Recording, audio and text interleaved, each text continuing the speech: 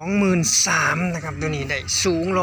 100ว่าเหยียดกับ150ครับว่าวันเขียวคู่ได้23,000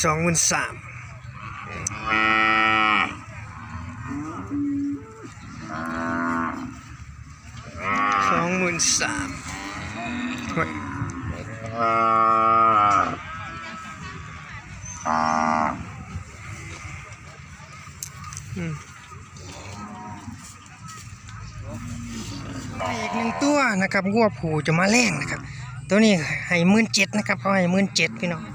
ราคาล่าสุดนะครับมื้อนี้วันที่10ตุลาคมนะครับสูง135นะครับแก่ๆมีเข่าพันแท้จะขึ้นคู่นึงนะครับ17,000 บาทเขาให้นะครับนะแต่ของงัวยังบ่ขายเบิ่งถ่ายมาพอดีนะได้17,000วัวผูนะครับพอมีการซื้อขายนะครับนะตัวเมียกับเวียดนามกำลังเข่านะครับแต่เข่าบ่เยอะประมาณ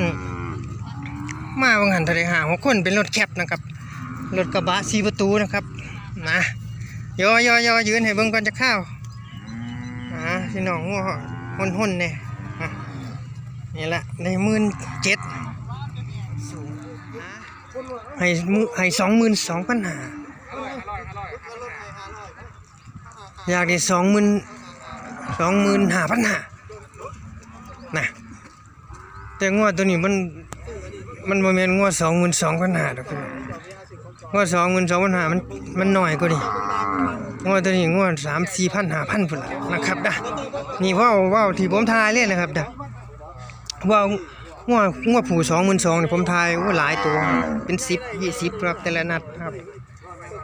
บางทีก็บ่ได้ลงพี่น้องนะเก็บข้อมูลไว้นะครับเนี่ย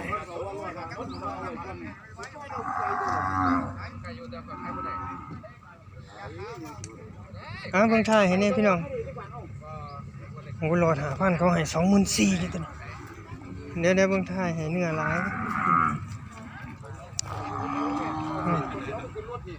เนื้อเดี๋ยวจะขึ้นไปตรงซื้อให้เด้อพี่น้องเด้อเดี๋ยวไปหาให้ชมอีกตัวหนึ่งในเบิ่งจัก6ตัวหลัก3ผมว่าแต่หลัก2บ่2หรอกงัวตัวนี้เป็นหลัก3มันเนื้อมันหลาย30,000บ่สร้างมาเลยบ่ครับ400เท่าไหร่บอกร้านนี่170มันสิได้2,900เนี่ย170โอ้ก็ประมาณนี้เลยเบียดซื้ออยู่มัน72 73 30,000 1500ชาลูลี่เหลี่ยมมันเลย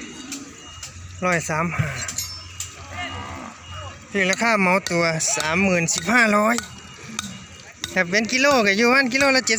73นี่ครับบ่เกินนี่เปลี่ยนอยากกิโลสร้างมานี่บอกน้องเนี่ย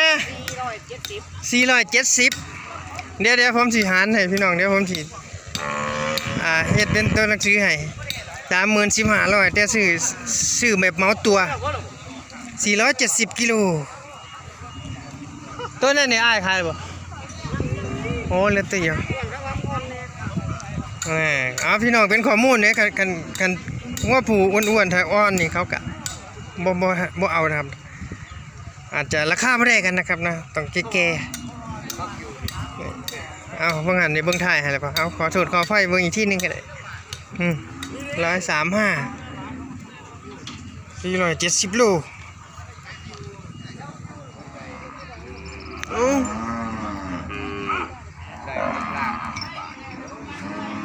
งัวตามกันพี่น้องเบิ่งงัวรีผูไปก่อนพี่น้องผมเบิ่งไว้ตัวหนึ่ง132ประมาณนี้ตัวนี้32 33นะครับผมยืนอยู่สูงเลยพี่น้องส่วนอายุนี่บ่ได้เบิ่งฟันพี่น้องน่าจะ3-4 ปีแล้ว4 ปีได้32ยาวเบิ่งถ่ายคักๆกันเดี๋ยวเบิ่งแผ่นหลังนำ32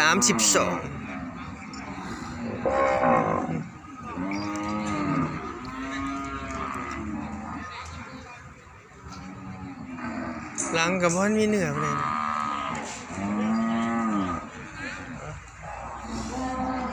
32 ใส่เด้อ ร้อยเท่าไหร่ เอาน้ำมัน 142 อ๋อกันงัวอ่อนตัวนี้ มันแก่เนาะ โอ้ย มันเก่า ตัวนี้ปกติมันท่วม ตัวผู้ ตัวอยู่แล้ว ความแม่นไว้ดำ ไอ้จะความลอยท่วมหลายผู้พูดออกว่าคนของห้องหลายผู้นั้นงัวดีน้ำแน่ มันเก่าเนาะ เขาให้ข่อย19,000นั่น มันเก่า ปักใส่เสือหลายๆก็แล้วมันก็บ่ย่างหลงว่ามัน อ๋อพี่น้องผมเบิ่งว่าผูเบิ่งเล่ครับนะชื่อ25,540นะครับเลยกระดูกนิดหน่อยนะครับเนื้อหลายนะครับเลยเวียดนามชื่อ25,000นะครับคนเสื้อขาว140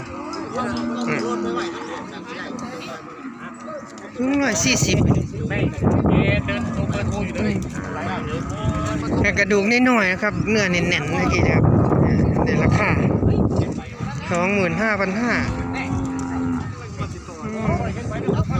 อยู่กลางตลาดนะครับนะบรรยากาศซื้อขายวันนี้เป็นวันศุกร์นะครับศุกร์ตอนเย็นนะโอ้ย2 ตัวนะครับนะตัวนี้คู่นี้ได้ 47,000นะครับตัวละ23,500ถึง140ตัว โน่145ครับถึง150ตัวนั้น150ได้คือตัว ตัว นี้ ไหนสูงตัวนี้ เบิ่งงัวผูไว้นะครับเบิ่งงัวผูไว้เขาเขียว25,000ให้เขา22,000ก็เลยทายเปรียบเทียบไปก่อน รถ2 2 กันไว้ มา เพราะแต่มันหนาเลยของหนาเดี๋ยวมีอยู่ในโทรศัพท์เดี๋ยวเสียวให้เบิ่งอ๋อเด้พวกนี้หนังบางเลยแต่งัวมีอายุแล้วพาไปขุนเนี่ยอุ้ย แม่แม่ โอ้ตัวนั้นยาวอยู่พี่น้องนะแต่ก็หนังบางอยู่งัวพวกนี้3-4 ปีไปเลยมั้งนี่2-3 บัก4 บักเลย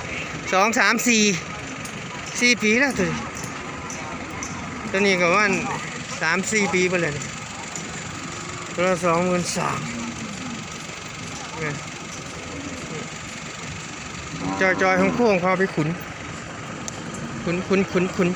นี่เบื้องท้ายนะโอ้นี่2 ตัวตัวนี้150อยู่พี่น้องประมาณนี้ครับพี่น้อง